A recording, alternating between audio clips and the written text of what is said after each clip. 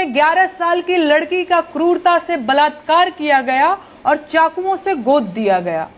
अंतिम सांसें ले रही लड़की की एम्बुलेंस पटना के सबसे बड़े सरकारी हॉस्पिटल पीएमसीएच के बाहर करीब 4 घंटों तक इसलिए खड़ी रही क्योंकि हॉस्पिटल में बेड नहीं था और कल वो लड़की मर गई। ये है बिहार की हकीकत। और आप लोग मुझसे सवाल पूछते हैं कि सरकार से सवाल मैं क्यों करती हूं। मैं सवाल इसलिए करती हूं क्योंकि जिन्हें सवाल करना चाहिए वो लोग सरकार की चापलूसी और दलाली कर रहे हैं। मैं सवाल इसलिए करती हूं क्योंकि मैं बिहार की इस दशा को नहीं देख सकती और मुझे इसमें सुधार चाहिए। मैं सवाल इसलिए करती हूं क्योंकि मुझे प्रेम है अपने बिहार से, लेकिन मैं मूर्ख नहीं हूं।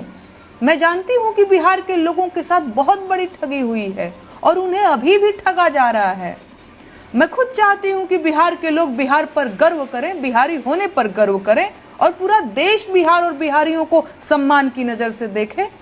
लेकिन जो सच है वो ये है कि बिहार इस वक्त बहुत बुरी हालत में है और इस बात पर बिल्कुल गर्व नहीं किया जा सकता। हर वो आदमी बिहार को ठग रहा है जो बिहार वालों को बिहारी होने पर गर्व करने के लिए कह रहा है। अरे किस बात पर गर्व करना है भाई आपको? बढ़ते अपराधों पर या भयंकर बेरोजगारी पर, गिरते पुलों पर या बर्बाद हो चुकी शिक्षा व्यवस्था पर? किस बात पर? मुजफ्फरपुर की एक लड़की बलात्कार के बाद चाकुओं से गोद डाली गई और उसे इलाज के लिए पटना आना पड़ा। बिहार की कानून व्यवस्था का हाल तो पूरी दुनिया जानती है, पर क्या यह सवाल नहीं पूछा जाना चाहिए कि मुजफ्फरपुर में अच्छा अस्पताल क्यों नहीं है? बच्ची का इलाज वही क्यों नहीं हो पाया? कौन पूछेगा यह सवाल? मीडिया तो सरकारों की चापलूसी और कराची पर मिसाइल दागने में व्यस्त है और आम जनता मोदी जी की चुनावी रैलियों में जाकर दिहाड़ी कमा रही है।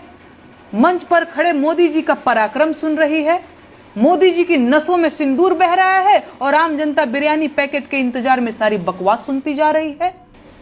तो मुझे बताइए अब क्या किया जाए? सवाल पूछना छोड़ दिया जाए? सत्ता में बैठे लोग तो यही चाहते हैं, इसीलिए तो एक सवाल पूछने पर एफआईआर करवाते हैं, इसीलिए तो मुझे गालियां देते हैं क्योंकि उनके पास मेरे सवालों का कोई जवाब नहीं है। इसीलिए तो वो सवाल पूछने वाली सारी आवाजों को लालच देकर और डर दिखाकर बंद कराना चाहते हैं। मुझे बताइए, मोदी जी की नसों में सिंदूर बहने से बिहार की स्वास्थ्य व्यवस्था कैसे ठीक होगी?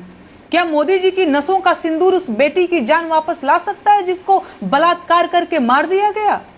उस बेटी की मौत की जिम्मेदारी सरकार के मत्थे क्यों नहीं मढ़ी जानी चाहिए? उस बेटी की मौत उन सबके सिरों पर मढ़ी जानी चाहिए जो सरकार से अच्छे अस्पतालों की मांग करने की बजाय बिना बात बिहारी होने का गर्व करते रहे। और वो सारे कलाकार, लेखक और नेता भी इस पाप में भागीदार हैं जिन्होंने सरकार की चापलूसी की और बिहार वासियों को ठगने में सरकार की मदद की।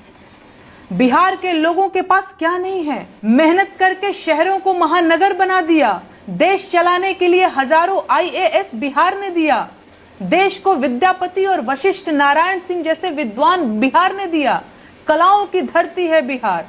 लेकिन हम इस सच से भी मुंह नहीं मोड़ सकते कि इस वक्त बिहार अपने सबसे बुरे दौर में है और सरकार बिल्कुल नहीं चाहती कि आम बिहार वासी इस मुद्दे पर बात करे।